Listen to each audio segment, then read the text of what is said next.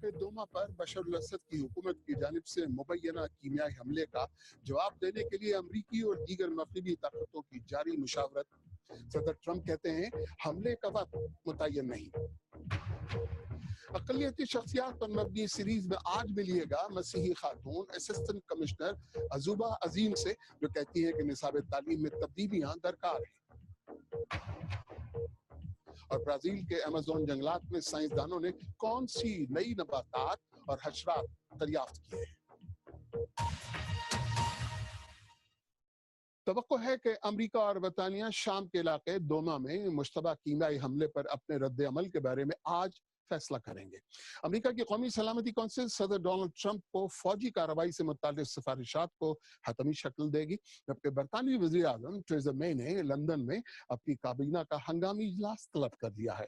تفصیل کے ساتھ عمر آفریدی. لنگر اٹھ چکے ہیں.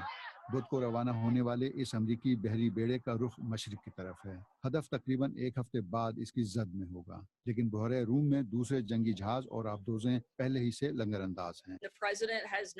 صدر نے کوئی ٹائم ٹیبل نہیں دیا ہے، کیونکہ مسئلے کے حل کے لیے اب بھی دوسرے طریقوں پر غور ہو رہا ہے، اس لیے اب تک کوئی حتمی فیصلہ نہیں ہوا ہے. شام کی طرف آنے والے کسی بھی میزائل کو گرانے کی روسی دھمکی کے بعد گزشتہ روز صدر ٹرمپ نے ایک ٹویٹ میں اپنے اسمارٹ ہتھیاروں کی تعریف کی تھی.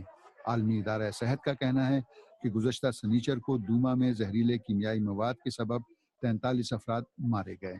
برطانوی وزیر اعظم اس کی ذمہ داری شامی حکومت پر عائد کرتی ہیں اور ان کی کابینہ آج امریکہ کا ساتھ دینے یا نہ دینے پر غور کر رہی ہے. سارے اشارے بتا رہے ہیں کہ شامی حکومت ذمہ دار ہے. ان ذمہ داروں کا محاسبہ کرنے اور مستقبل میں کیمیائی ہتھیاروں کے استعمال سے